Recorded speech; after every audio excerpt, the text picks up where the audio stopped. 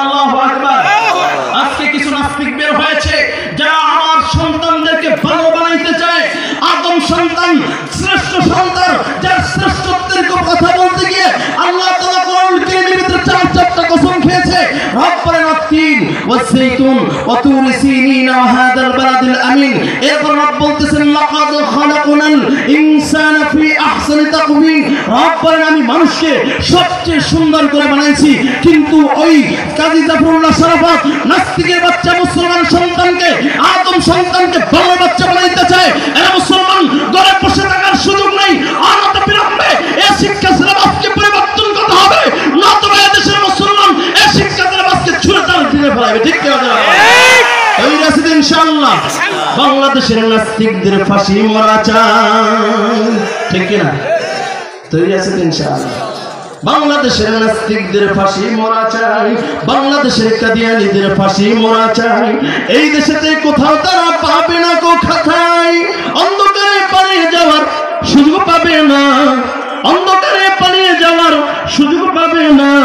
মানি না, মানব না, মানতে পারি না, আল্লাহ রাসূলের অবমাননা।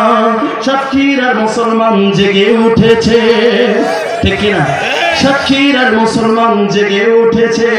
লেজ গুটিয়ে কাদিয়ানীদের পালাতে হবে। সাক্ষীর আর মুসলমান জেগে উঠেছে। লেজ গুটিয়ে নাস্তিকদের পালাতে হবে, নইলে তাদের হবে আজি কবর রচনা, নইলে তাদের হবে আজি কবর রচনা। মানি না, মানব না, মানতে পারি না, আল্লাহ রাসূলের অবমাননা। মানি না, মানব না, মানতে পারি না, টিভিতে বিশ্বনবীর অবমাননা।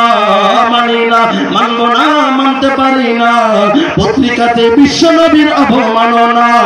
মানি না, মানব না, মানতে পারি না, ইউটিউবে বিশ্বনবীর অবমাননা। মানি না, মানব না, মানতে পারি না, ফেসবুকে বিশ্বনবীর অবমাননা।